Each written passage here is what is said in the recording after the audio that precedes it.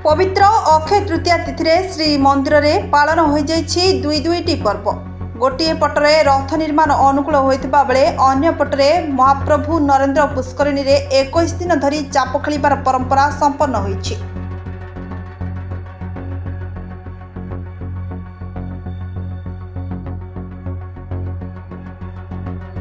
पवित्र अक्षय तृतीया आज दिन में महाप्रभु रथ निर्माण आरंभ होता बेले बनजाग विधि रे पूजा कार्य सह सुना कुराड़ी रे रथ काठ छेदन होई अनुकूल हो सारी। रथ निर्माण अनुकूल करने श्रीमंदिर प्रशासन पक्षर समस्त बंदोबस्त करा जायथिला। श्रीमंदिर प्रशासन कार्यालय सम्मुख में छामुंडिया बंधा जायतिबा बेले पूजार्चना पई 3 धौरा काठ रखा जायथिला। सेपटे श्रीचंदन यात्रा समय भिड़ को लक्ष्य करी जड़े अतिरिक्त एसीपी 5 जन डीएसपी बा असिस्टेंट कमांडो 8 जन इन्स्पेक्टर 25 जन सब इन्स्पेक्टर और एसआई 4 हाबिलदार 58 जन होमगार्ड और 5 प्लाटून फोर्स मुतयन करा जायछि। सिद्धि और सुधीर तिथि रे संपादित हैला रथ निर्माण अनुकूल। वैशाख शुक्ल तृतीया अर्थात अक्षय तृतीया रे विधि मुताबक रथ निर्माण पई आरंभ होईछि प्रक्रिया। तंत्र विधि अनुसार महाकाली मंत्र रे पूजित कुराड़ी लगाई बनजोग होमर आचार्य तथा देउल पुरोहित रथ निर्माण शुभारंभ करिसेंति। तालझोद देवदलन और नंदीघोष रथ पई उद्दिष्ट गोटिए गोटिए धौरा काठ गंडी रे कुराड़ी स्पर्श करा जायथिला।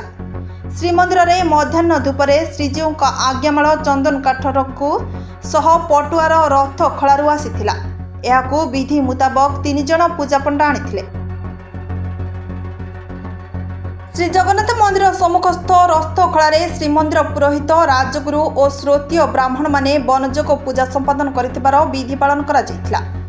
रूपकार कमार चित्रकर भोई अमीन सेवक मानक उपस्थिति रे विश्वकर्मा साड़ी बंधा नीति पालित होइथिला। परे विधिवत पूजार्चना सारी विश्वकर्मा माने साड़ी बंधाई स्वतंत्र कुराड़ी रे रथ निर्माण अनुकूल करथिले।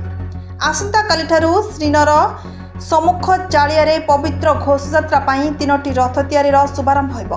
प्रथम पर्यक चक पाई तुम्भ निर्माण करिवे महाराणा सेवायत। अन्य पटरे विधि मुताबक श्रीक्षेत्र चंदन यात्रार पर्व आरंभ होइछि। चंदन यात्रा श्रीमंदिर सबुठु अधिक दिन धरी पालित होइतिबा एक पर्व। श्रीमंदिर रे पालित द्वादश यात्रा मध्यरु एहा एक अन्यतम पर्व। अक्षय तृतीया ठारू ज्येष्ठ शुक्ल चतुर्थी पर्यंत मोट 42 दिन धरी अनुष्ठित होता है चंदन यात्रा। अक्षय तृतीया ठारू ज्येष्ठ कृष्ण अष्टमी पर्यंत 21 दिन नरेंद्र पुष्करिणी रे बाहर चंदन यात्रा रूपे और परवर्ती 21 दिन पर्यंत श्रीमंदिर भितर चंदन रूपे पालित होता है। एही क्रम रे नरेंद्र पुष्करिणी रे जल क्रीड़ा करिसेंती महाप्रभु को चलंती प्रतिमा रामकृष्ण मदन मोहन श्रीदेवी भूदेवी और पंच महादेव। सेपटे चंदन यात्रा को दृष्टि रखी सुरक्षा व्यवस्था को कड़ाकड़ी करा जायतिबा एसपी कहिसेंती। Bureau report Narad news Odia.